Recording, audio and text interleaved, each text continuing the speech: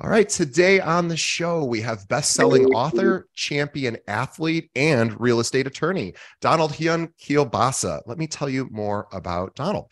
Now, Donald is an Illinois licensed attorney and CPA with a focus in real estate law and estate planning. Now, over the past 14 years as an attorney, Donald has managed over 8,000 commercial and residential real estate transactions. Prior to becoming an attorney, Donald worked as a CPA with Big Four accounting firm KPMG. And he's also the author of two books, Discover Your Dragon and Tao of the Side Hustle, which is his newest book. When he's not practicing law, Donald was a gold medalist for the 2008 United States Wushu team.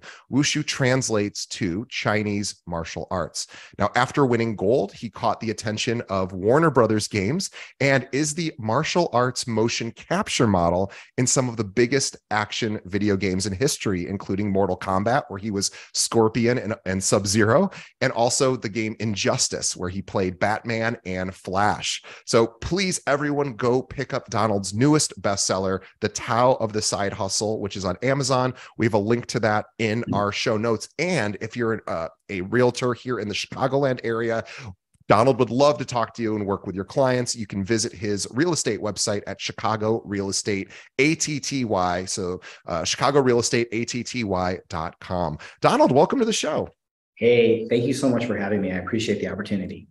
Super excited to have you. I'm very excited over the break to read Tao of the Side Hustle. And actually, before we get into any of your story, I normally start with your story, but just because this book is so new and it's just crushing it in the Amazon charts, and so that our audience doesn't have to wait 20 minutes for us to finally talk about the book. Tell us what the book is, who it's for, and why you wrote it. So ultimately, if you look at America from a macro perspective, people hold wealth in three places. They hold their wealth in real estate, retirement plans, and small businesses. So the biggest problem with people when they're starting small businesses is that first step. So I wanted to create kind of a modern day art of war where we guide the reader through a side hustle, Tao of the Side Hustle. We go from side hustle to stabilize to scale, right? And it's basically a blend of Buddhism, martial arts, and business to help the reader, start dipping their toe in entrepreneurship. Yeah, I love it. Who's best suited for this book to make an impact on? Who needs to read this? That's a good question. Whenever you're creating a product for distribution, like you're always supposed to have an intended target audience, right? Historically, I would tell you people who have that entrepreneurial itch, right? That would be the historical answer.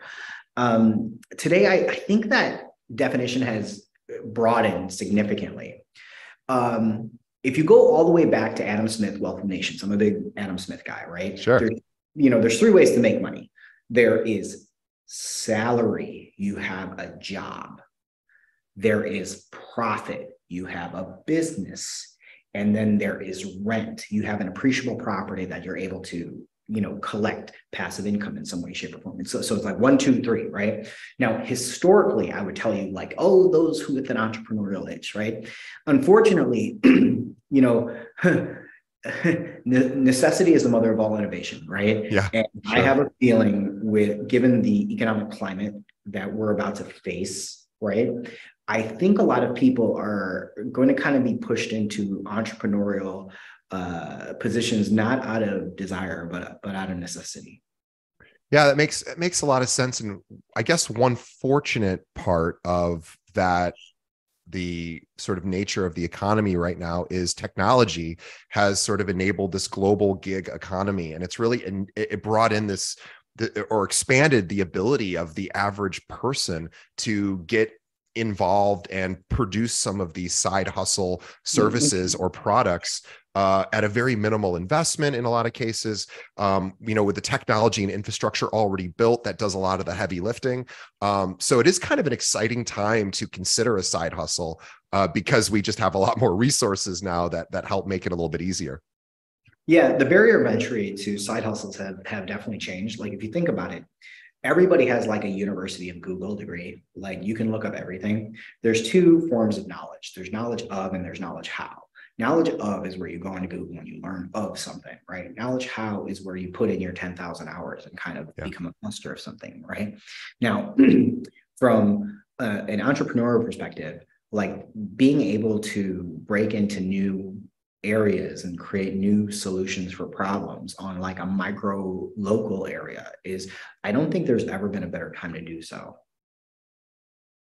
Yeah, I think you're right. And with especially with so many small businesses constantly being hit up for various services that maybe somebody with a side hustle can do more inexpensively, can provide a real value locally, as opposed to also doing it globally through places like Fiverr and these sort of gig services, TaskRabbit for people that are, good with fixing and building. It's funny. I had a guy from TaskRabbit over who has a normal a full-time job where he's like an engineer and does something with construction, but he's like a pretty decently high level guy in his salary. And he came over to swap out a door in our primary closet. And it was a pretty difficult job. And I said, hey, I'm just curious, like, why do you do this on the side?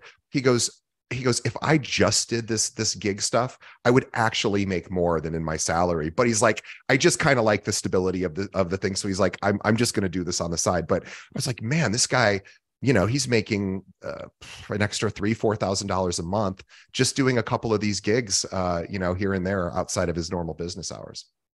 Yeah, that's ultimately the purpose of the side hustle. Like, not all businesses are meant to be scaled, right? Yeah. So I like to I do like to invest in startups. Startups and side hustles, they're not the same. Right. A side hustle can become a startup, but a side hustle is not does not have the scalability sometimes as a startup. They're two different cultures, two different communities, right? The startup community, they're really looking to 10x, 20x, 50x. Yeah. And they're looking for an exit or a liquidity event to for the business, right? Side hustle is something that, like, look, man, like, things are getting more expensive. Like, it's funny, talking about you're in real estate. The Fed may or may not raise the interest rate. I don't know if they've done it yet, but right there's two types of inflation. There is monetary inflation. There's too big of a money supply, and then there's supply side inflation. Like, you're not going to be able to fix supply side inflation with increasing the interest rate. So I don't know if I necessarily agree with the way it's gone anyway, but those impacts are going to impact the way consumers deploy their capital right now. And I think there's going to be a huge liquidity event where all the money is sucked out of the system. That's interesting. Yeah, it is interesting. I was also thinking too about the recent crypto exchanges, or at least the biggest crypto exchange, which just went under FTX, which a lot of people have probably followed by the time this came out. Who knows if Sam Bankman-Fried will actually be in prison, or who knows? And then there's other crypto exchanges. Binance is possibly facing liquidity issues, and that's now the biggest exchange. And I'm just curious if that exchange fails too. I'm curious if a lot of that crypto money comes flooding back in and somehow gets reinvested by people in other ways. And a side hustle is a great way to invest money and actually make some income that's a little bit more hopefully predictable. But before we get too far down that rabbit hole, because I could talk about that all day, I would love to first hear your origin story. Like, how did you get involved in real estate? You were an athlete. You're now an author as well. How did you get involved in law? You were an accountant. You're an accountant as well. You do a lot of different things. So I'd love to hear about your trajectory. So walk us through that. So I was like Chicago public school dude, like Lane Tech guy. Like, I didn't have two nickels to rub together. So I kind of figured that whenever you go to war, like, let's say you and I were going to engage in combat. In the end, when you break down a war or combat, there's these 5 things that you need to control, right? You got to have a skill before you get into the other ones. So let's start with skill. So I knew up front, I had no money, was broke, didn't really have any connections or anything like that. So I had to become hyper-focused and dominant in a skill. Yeah. So I started with accounting because that was like the language of business, right? Sure. So I graduated in 2001, and immediately the Enron collapse happened, wiping out Arthur Andersen. I couldn't get a job. Sure. Right. I remember when that happened. Yes, absolutely. So all the school guidance counselors, like after I spent all this money and got like my accounting degree and CPA and all that other stuff, they said, "Oh, you should go back to law, go back to school, go to law school." Right. So I went to law school, graduated in 2006, only to enter into the 2008 crash. Right. Right. Perfect timing. Basically, it was kind of at that point where I lost all confidence in like the guidance counselors and the a lot of the teachers, because I found out most of the teachers who were teaching me never actually worked before. So I said, okay, if I'm going to do this, I do really respect and appreciate like the skills that I learned, but I had very little confidence in like the business training that these people gave me. So I basically started to ignore everybody and started to do tax returns, because I felt tax returns were like a stable thing that everybody needed, right? Yeah, guaranteed. At least everyone at least once a year has to either do it themselves or hire someone. So it makes sense. So the tax return business was amazing. It was like annual reoccurring revenue. It kept coming in, but then like 2008 crash happens, and I'm doing wonderful, because everybody's still, just notwithstanding like the complete collapse of like the financial system, people still needed to file their tax returns. And like, remember, when you're getting chased by a lion, when two gazelles are getting chased by a lion, you don't have to be the fastest gazelle in the world. You just got to be faster than the other person, right? Right. So the firm that I was at, most of the other attorneys just went belly under. And when that happened, I started gobbling up the other practice areas, one of them being real estate, right? I had no idea what real estate was at the time, right? So, fortunately, I was able to land my first side hustle at that point in time, 2009. So, with all my martial arts stuff, I was able to, I was lucky enough to participate in a major tournament where wushu was a demo sport at the Olympics. I was able to win a gold medal. I'm not an official Olympian. I never claimed to be, but I was on the U.S. team.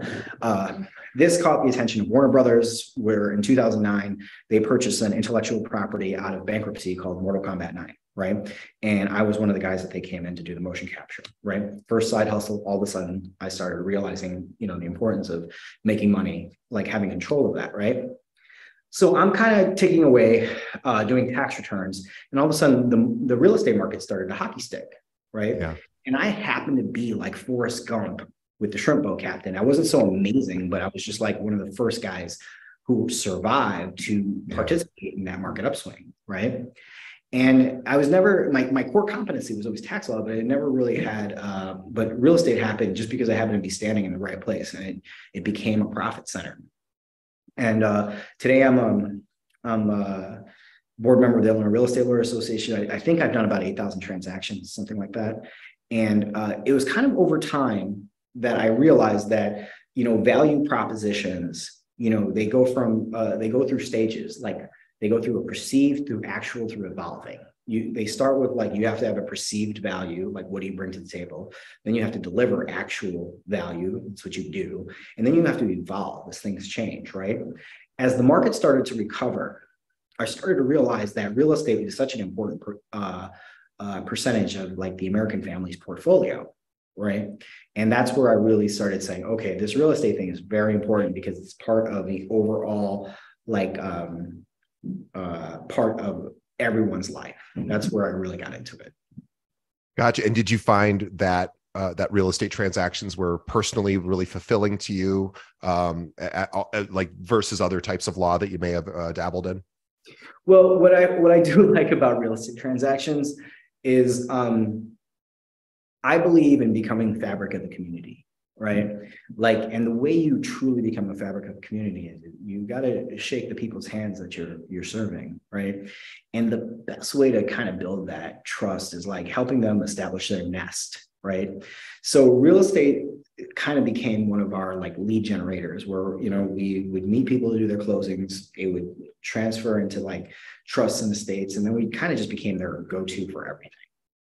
Yeah, I imagine estate planning is like maybe the real estate transaction's a nice entry point to then do the estate plan after the fact. Does that happen a lot where a lot of your real estate clients 100%. Like the thing is, actually, I know this is blasphemous, right? But from my perspective, attorney CPA, I think we ought to offer a little bit of a broader value proposition. And right, I believe that real estate is a subsidiary of estate planning, right? Sure, that makes Like sense. I believe there's people who have this overall like estate plan, and you do their closing kind of as part of that overall plan. I just don't know how you do a closing without knowing everybody's overall plan. I was just having this exact conversation with a real estate journalist yesterday, actually, or yeah, yesterday. And we were talking about how this is the year that realtors can really start to think of themselves more as a consultant, where they actually try to take a broader view of the entire financial picture. And maybe that includes having conversations with the person's accountant, with their attorney, or with their financial advisor, and really saying, where does this home, if we're going to call this thing an asset, which is a debatable topic too, a primary residence.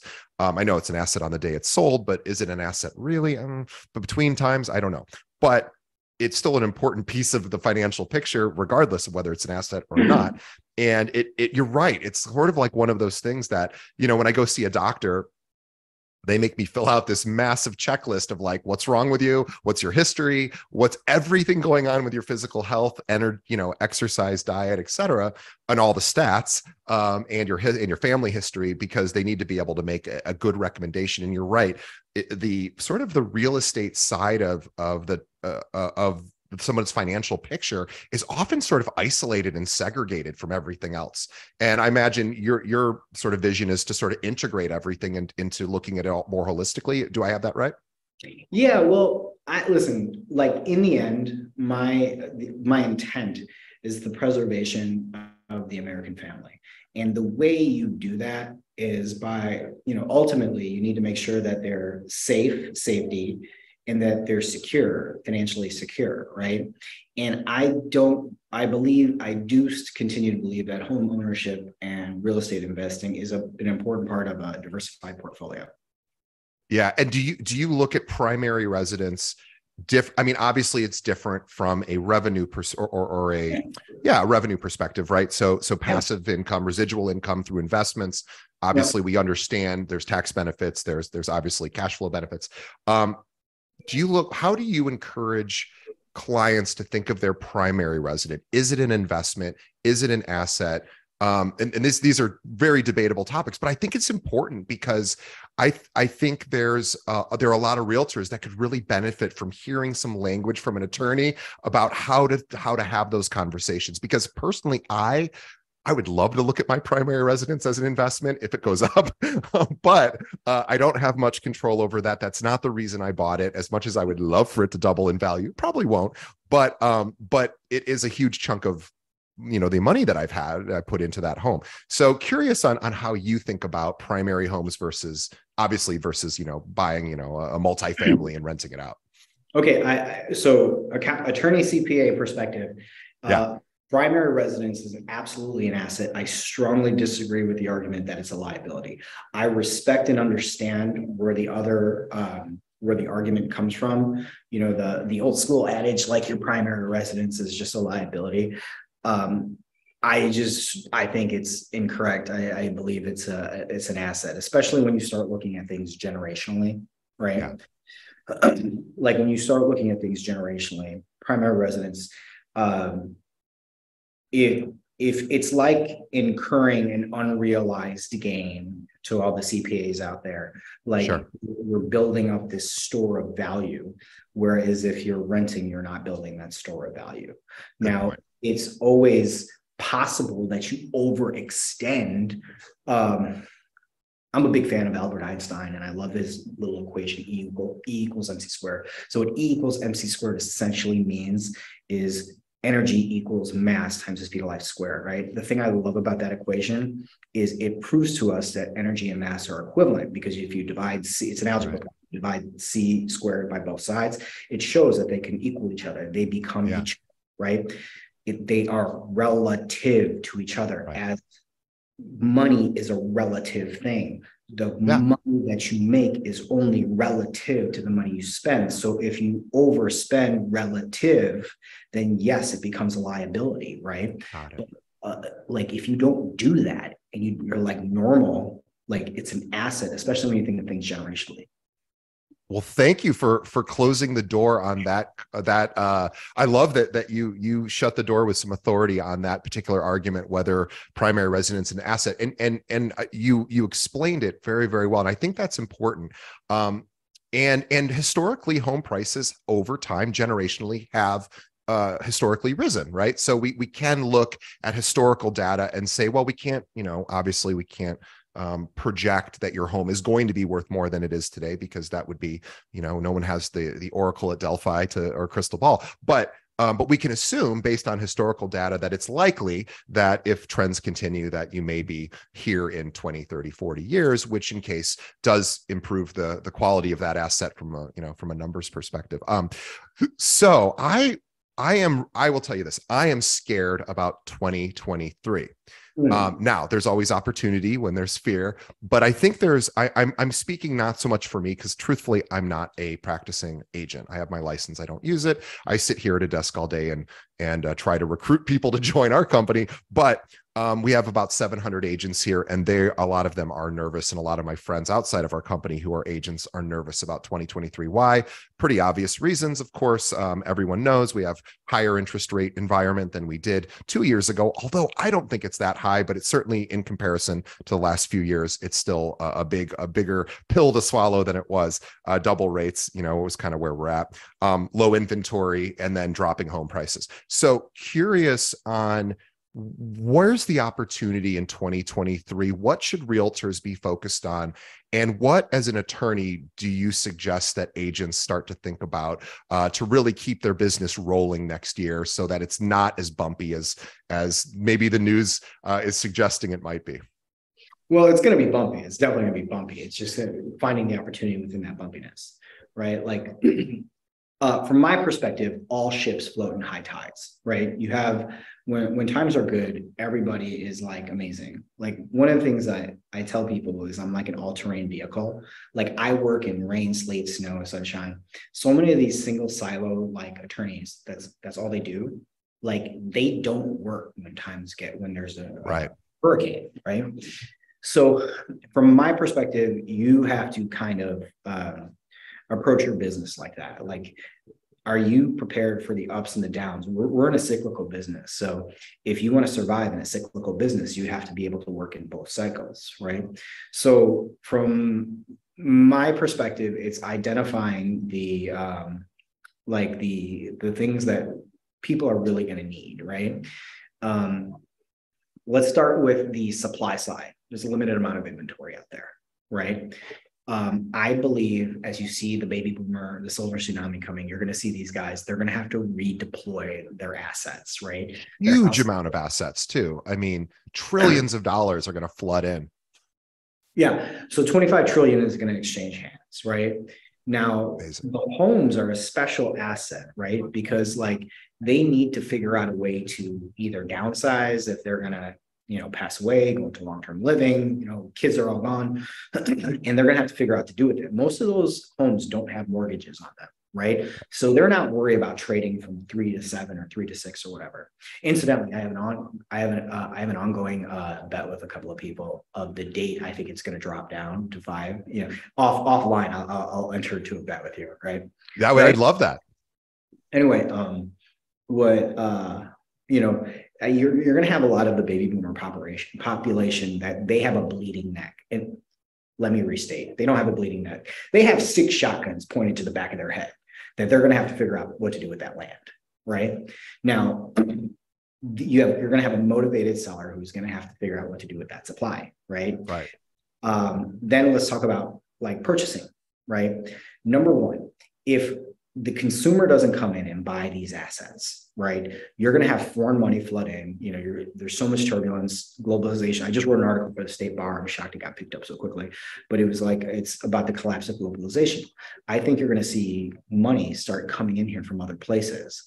And, listen, all the house hacking is really cool, but when you have a couple of kids, good luck doing that. You're going to have to buy your own house to raise your family, right? Your parents will let you raise your kids in their basement. Right. So the supply side is going to be the baby boomers. The demand side is going to be foreign money and millennials who are being forced kind of to, as their families expand. right? Now, there is a segment of the population that their velocity is going to decrease dramatically, right? And that percentage of the population, they're trapped in 2-3% interest rates and they don't want to trade up, right? I get it, right? Listen, the pie is going to get smaller and you really are going to have to demonstrate and show everybody what your value proposition is. From my perspective, this is really going to come down to who are real estate people and who are marketers, right? Yeah. There's a lot of people in sales that they're great salesmen, right? Sure.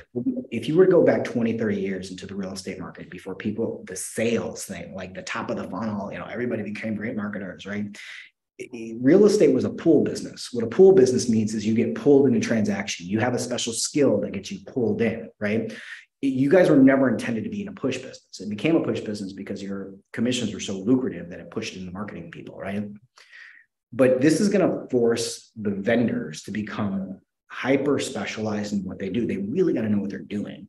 And the consumer has gotten so goddamn smart, right? That if you don't know what they're doing, they're going to know it really quick, right? Yeah. So you really got to get back down to that core of like, man, you know what you're doing.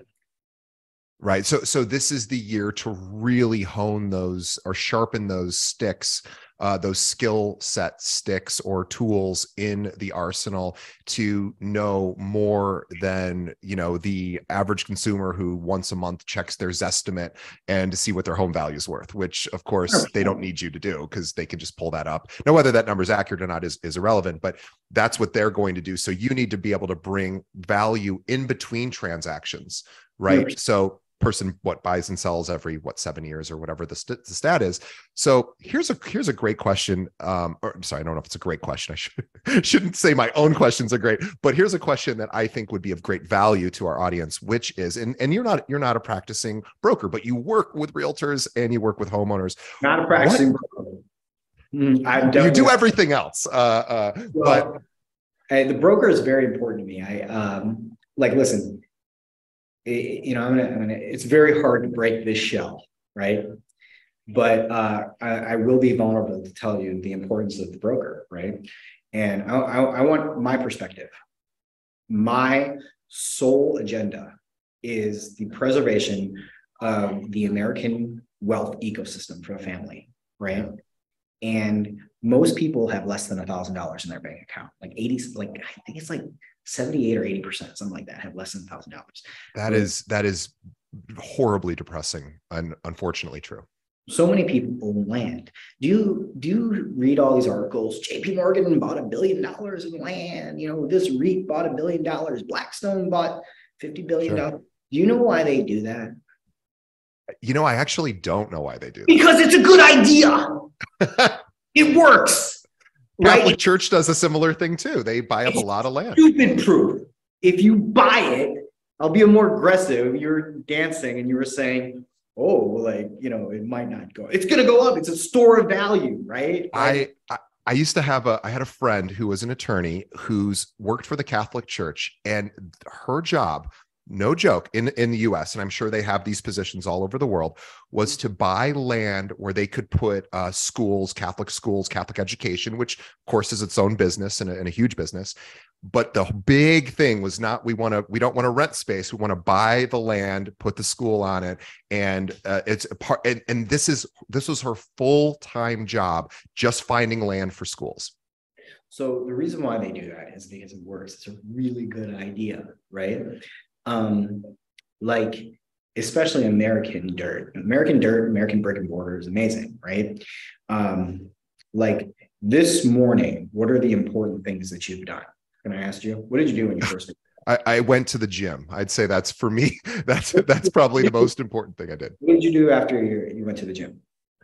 Came back, started thinking about recruiting more realtors. Did you take a shower? I took a shower this morning. Yes. Okay, so what do you need to take a shower? Why did I take a shower? Or what do I need? What do you need to take a shower? So you need water and electricity. Well, you don't need electricity, but I used electricity. Yeah. You need water, right? Mm-hmm. So we live in one of the biggest areas of fresh water. So before I was, I worked at a law firm called Yeolcheon. It's like number 3 in all of Asia, in Seoul, South Korea, right? I thought I was a big shot, right? Anyway, I'm at this big shot law firm, right? And I go to get my place, my little studio, right? And I find out how expensive it was. I was like, whoa, that's how much it costs for this like studio. That's crazy. It turns out if you sold South Korea, you could buy France 8 times. That's how expensive the land is, right? Amazing. One of the cool, interesting things about South Korea, we got a river that goes right through the Seoul and stuff like that. Yeah. Surrounded by the ocean, right? And you can't drink ocean water or bathe in it, right? So all of a sudden, water becomes scarcity. So, like for someone like me, I recognize like the relative importance of water, right? Where people here, you take an hour-long shower, no one cares, right? But you go places in the world, like it becomes a really big deal. So, I guess what I'm trying to say is like, we ultimately, the land that you purchase needs to have a value, a reason why people like it, right? Our soil is very abundant in natural resources, which allows you to drop an acorn and something grows, right? And we have water. So like, so long as those resources remain consistent, like in theory, as long as the value of commodity goes up, so will the value of the land relative to the value of the commodity, right? Sure. Really, it's a good investment. That's why people come buy all this stuff. Yeah, it makes perfect sense. So realtors right now are thinking, okay, I've got a lot of my clientele refinanced or purchased in the last couple of years when the interest rates were low, and obviously a lot didn't, but the ones that did, first of all, do we say anything to the person who's at a 3% rate right now, who is feeling like, oh, I can't move because then if I move, I'm going to a 6.5% rate.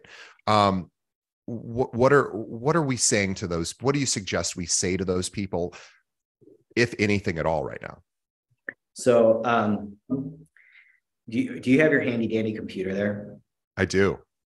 Can you look up JP Morgan Chase buys $1 billion of single family homes? Yeah, I'm looking it up right now. Yeah, here it is. Got it. Yep. Single family rentals, $1 billion earlier this November. Yeah. Do you want to know what date is that? So the news article is November 16th. Okay. Would you agree November 16th? That's like a month ago, right? Like, would you agree the rates were in the 6s and 7s? Yeah. Do you want to know why they're buying that? They're doing that? I want to know why Jamie Dimon does anything. So yes, tell me. Because it's a really good idea. because he's a really smart guy. Because they saw the interest rates go up and they eliminated all the competition. Yeah. Right. Interest rates went up. They eliminated the competition. They go in and do the acquisition. So like first of all, I do think the mortgage interest rates are going to go down. Right. Let me open with that, right? So with that said, I do believe that it is probably not a smart idea to wait until they go down to buy, because the second they go down, you're going to have this huge horde of competition come in, and they're going to bid up the prices again. Which is what happened when in 3% rates, same exact things happened. Yeah. 100%. Like what you want to do is you want to try to go in there where there's mild to medium competition, exactly what JP Morgan Chase is doing to you, right? It's hilarious, right? Your own bank priced you out, and now that is my own bank. That's funny. Your own bank priced you out so they could buy your land. It's hilarious, right? Like you really got to be conscious of like when that rate goes down, everybody's going to flood in. Now, you got to make that decision. But if I was a broker, if I was in your business, right, this is a dialogue that I would be having with my people. Hey, forget about the interest rate. Put that to the side for a second. Tell me about your needs. Are you in a 1-bedroom condo with 1 kid and you're about to have a 2nd kid? Right. Guess what? This ain't going to work, right? Let's go find you something that's within your budget that meets the needs of your family. Hey, is your parent 65? How are they doing? Do you think that they're going to be in a nursing home? Do they have long-term coverage? If they don't, like, you need to have these things in mind for them, right? Can we just do a public service announcement and break for just a moment? Can we talk about long-term care? Not get into the weeds about it, but I know you beat the drum on long-term care insurance, and I'm so grateful for you to do this because there are so many people. So everyone listening, if your parents are elderly, Can you just give the quick little 30-second on why everybody's parents need to have long-term care? Okay, so most people don't have long-term care, which is insane. But what long-term care means is if your parents are unable to function on their own and they have to go, like they get dementia, they got to go to assisted living, a nursing home or something like that, those places are really expensive, right? So you need to have an insurance policy to cover the cost of that. Now, assuming that you don't have that, because most of you won't have it, right? The only way to afford that is, let's say they get a pension of $4,000, right? And let's say you find them a nursing home that's $6,000. The nursing home will allow them to come in, take the $4,000 a month, right? And the gap, the delta, they will normally get covered under Medicaid through Illinois. Now, Medicaid is provided by the state, but funded by the feds, right? Now, the catch of getting that free Medicaid is if your parents own a house free and clear, which most baby boomers do, they paid it off, right? The state can turn around and attach a lien against the equity with a 5-year look back. They can go back 5 years to any money that they paid on your parents' behalf to live in there, right? So they can essentially lose the asset that they were that they've built. So if anybody's out there thinking generational wealth, you got to have that in the back of your head. Yeah, just ask your parents if they have long-term care insurance. Talk to a financial advisor, get that done, because I don't even remember what the average cost is for facility care these days, but I want to say for a year it's a lot. 50,000. Yeah, it's a lot. Wow. It's tens and tens of thousands of dollars. Okay, anyway, back to our regularly scheduled program, but this really ties in long-term care, because you were talking about generational wealth, and nothing wipes out generational wealth faster than managed care for elderly people. So I'm glad we were able to do our public service announcement of the year. But let's talk. Okay, so back to being a realtor. So I'm thinking about our audience. We're realtors. We're worried about 2023. Interest rates are up, which means the average consumer thinks they're not getting a deal right now. Right? They're not getting a deal. You said, don't wait for it to. Don't try to time the market. Don't wait for the interest rates to come down. Why not? Because when they do come down, what's going to happen is every single person who's waiting on the sidelines, they're going to jump in all at the same time. Like if I was a realtor, so here, let's talk damage control. If you're a realtor, you got to right size your business right now. If you believe that your top line revenue is going to decrease 20%, you got to go line item by line item, and you got to decrease your expenses 20%. Real simple. Okay. Right size your company. If you're carrying too much fat right now, it's time to carve the fat out. Right. So that's step one. Do that first. That's something you should be doing right now. Right. Yeah. Step two, once you've right sized your company, I would turn my attention to just educating your client on realistic. No, I would turn to listening to your client on what their needs are. If you know that they're going to have a need to move, then step three, talk to them about the difference between the interest rate and competition. Because once that competition comes flooding in, dude, I think it's going to be a big wave. Right? People get priced out. Yeah. It's let's all remember what happened with the sub 4% rates in the last couple of years. Remember, if we had listings, it was feast or famine, right? If you had listings, you were feasting. And if you were working with buyers, it was tough. You were submitting offers sight unseen. You were getting, 30 plus offers in trying to get yours noticed. And remember how hard that was to sort of thread that perfect needle. It was difficult back then. So I think you're bringing up a good point. And maybe if looking at the math, maybe the metrics are such that you would have overpaid 2 years ago, despite the fact that you were in a lower interest rate environment. And maybe now, even though higher interest rates, lower pricing, maybe it actually evens out more than the consumer might think. 100%. Yeah. If you get a lower, my father paid for his house. He paid $55,000 for his house, but it was like a 10% interest rate. So it's not a lot, right? So if you get a discount on the retail price, oftentimes it ends up equaling out, right? But the one thing I will say to everybody is, let's be honest, guys. The last 2 years, was probably the greatest rush of real estate velocity, and we'll probably never see that again, right? The rates are never going to get that low. You're never going to see that again, right? Right now, you got to turn your attention to right-sizing your operations and providing that value to the consumer. And the consumer is hypercritical right now. And like you said at the very beginning, they have access to everything. Now, so, we all have access to everything. It's in our pockets. We walk around with, this basically magical device that tells us anything we want to know at any time for free, essentially.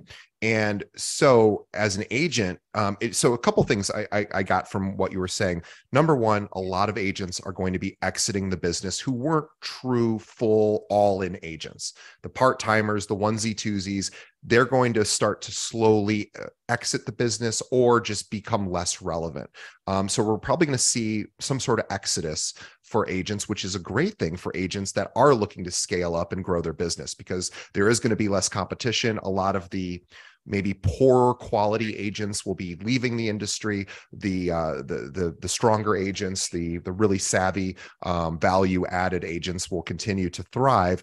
But in order to get there, you have to do the heavy lifting, which is what you were talking about, is sharpening the tools. This is the year 2023 where you really want to be better, know more. What do you recommend for agents to study as far as like a daily practice? And again, I know you're not a practicing agent per se, but what do you wish agents knew from an attorney's perspective? What do you wish agents were better at? I always believe in marketing, like how you consume, right? Like you should market to people the way you consume as like a consumer, right? I was as a consumer, right? My family, when we first got here from Korea, we got heavily involved in real estate because we were in the restaurant business. We were number one in the state in used restaurant equipment. We had like 200,000 square feet of restaurant stuff, right? So we needed to buy big locations to house the equipment, right? And one of the things that I think we found important from people is like, you really have to know the assets that you're helping someone buy, right?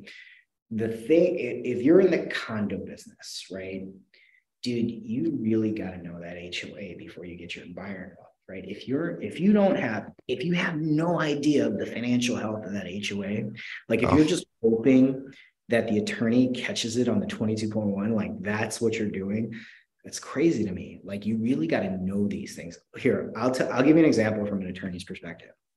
In 16 years, I've probably done 8,000 transactions.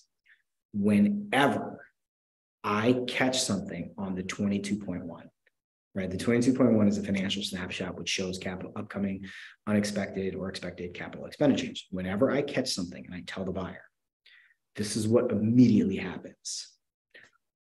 I press send on the email. Boop, send. Ba-da-ding. Hey, Don, thanks for catching that thing. Why in the hell did my realtor not tell me about that? Yeah. Right. 100 out of 100, that's what happens, right? Like if you're going to go into a building, you got to know what's going on with the building, right? So that's if you're in the condo business. If you're in like the single family home business, you got to kind of have some sort of idea of the neighborhood you're putting people in, right? You got to say like, hey, I know there's restrictions on what you can disclose, right? But you got to talk to your client and let them understand like, hey, this is, wonderful school systems, communities, and this and that. And they got to know what's going on. Like for me personally, whenever I do like investing, when I invest in, let's take single family homes, for example. I believe that you have to control one of three things to be a real estate investor. You got to control the dirt, the tenant, and the money. One of those three: dirt, tenant, money. So I like tenant control. Tenant control is the coolest to me, right? So what I like to do is I like to buy single family homes in the best school districts. And I am the cheapest rent in the best school districts. That's my model, right? I love that, because that's what every parent, not every parent, but parents want to live in the school districts. Not every parent in the best school districts, not every parent can afford that. So you want to make the affordable option for people to enter that education space. Yeah. 100%. 100%. I want to be the most affordable and the best school district. That's my value proposition that's the product that I offer, right? Now, like, to me, like, I really know what the product that I'm buying, right? Like, surgically, right? And it can be like, when you're a broker,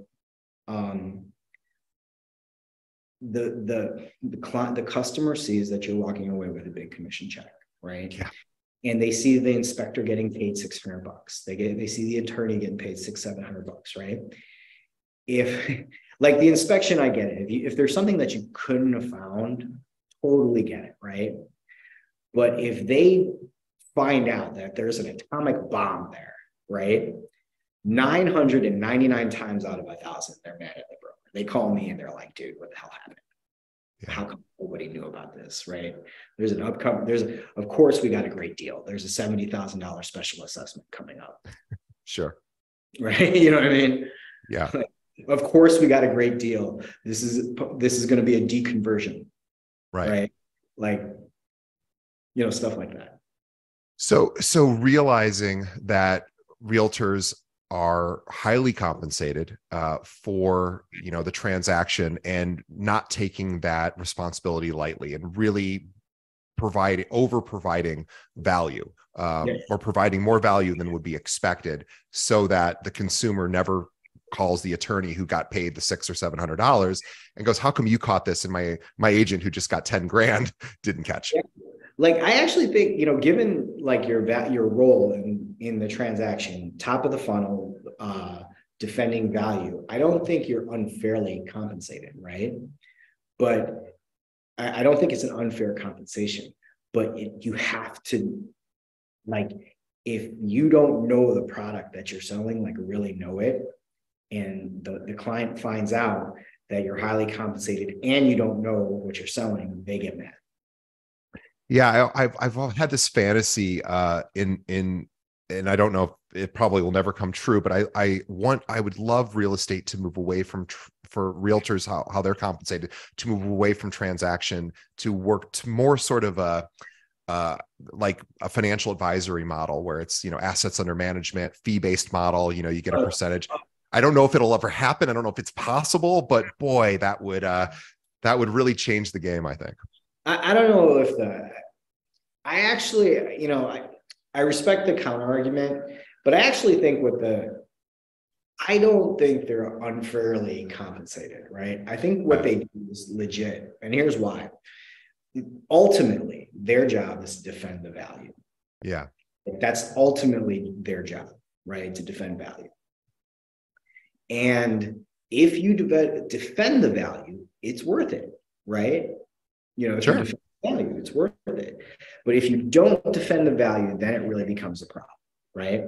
And that's the thing you really are going to have to know. Like, I recently did a wholesale deal where they flipped the contract, and it was a big number.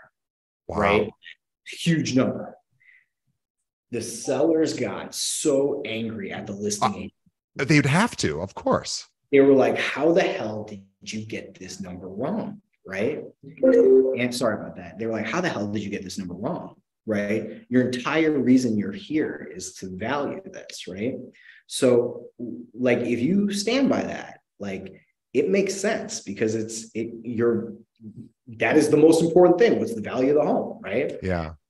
So I actually think the number is fair, but you really have to know that you just can't be a guy or gal who switched careers. You're really good at marketing, has a great network, don't know the product, and sells it. That's what it's gonna get a little scary. Yeah. So sharpen your tools, learn the inventory, learn the market, learn what to look for, with respect to closings, especially condo, you were saying HOA stuff. Yeah, boy. Because all of us, consumers, when we're buying something, I as long as I've been in this industry, I've always thought, because I'm not a practicing agent, I've always thought, doesn't everybody just want to know, is this a good idea? That's really kind of what we all want. Like, should I buy that? Should I not buy that? And I really think realtors say, I'll help you buy that. But what I want a realtor to do is say, you should buy that or you shouldn't. And in order to make that distinction or that recommendation, you really do have to have some pretty sharp tools or sharp arrows in your quiver. But this is the year to develop that, because if you can become the person that gives advice, and again, depending on what state you live in, you want to be compliant and make sure you're not running afoul of compliance rules. But whatever is allowed, I think the real value is in the advice. Obviously pricing advice. Should I buy this? Should I sell this? Well, how should I do it? I love having people giving me advice in my life, my service providers. That's really what I want from my accountant, my attorney, my financial advisor, my trainer. I want them telling me you should do this. 100%. I think that's the direction everything's going to go. And I think if you do that, market goes up, market goes down. There will always be people who need help. And if they know that you can help them, and whether it's an up or down market that you can help, you're going to be fine. Well, I could talk to Don all day all day, and we certainly would love to have him back on future episodes. But for now, we're going to encourage every single person who is listening or watching right now. I want you to go to Amazon. I want you to check out his book, The Tao of the Side Hustle. Donald, Hyun, Kiolbassa, we're going to promote the heck out of it. I'm going to read it over the holiday break. By the time this is published, I will have already read it.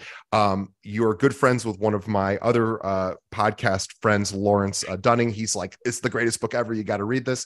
And Donald was nice enough to send me a copy. So I want everybody to go to Amazon, pick up this book, and let's make 2023 as smooth as possible. We know there's going to be a lot of dips and bumps, but let's do what we can and let's sharpen our skills. And let's all have a great 2023. So Donald, thank you on behalf of our audience, for everyone listening and watching. I really appreciate Donald spending his time. He is an attorney. He bills by the hour. He is too busy to do this, and yet he did it anyway. And so we really want to support him. So also, if you are a Chicago-based agent and you're looking to work with a real estate attorney, also who, by the way, is a champion athlete and a best-selling author and a CPA and really just a wonderful human being, you really should have Don in your arsenal of attorneys to recommend to clients. He would love to work with you. You can visit his website, chicagorealestateatty.com. Link to that in the show notes. Check out his legal team. They can do everything from estate planning to real estate to a bunch of other specialties as well. They're awesome. But let's pick up the book, Tao of Side Hustle, The Tao of the Side Hustle, on Amazon, link in the show notes. On behalf of Donald and myself, to our audience, we want to say thank you. We exist to help you through this tough year. We know it's going to be a tough year. That's okay. Big, deep breath in and out. We are going to provide you content and strategies and suggestions to help you get through this year. Please tell a friend. That's the only thing we ask. Support our sponsors. Check out Donald's book and tell a friend. Think of one other agent that could benefit from hearing this great interview with Donald, and send this over to them. It might be just what they need to help their business in 2023. Donald, thank you so much for being on the show, and we will see everybody on the next episode. I appreciate you all. Go help people, and I promise you everything will be fine.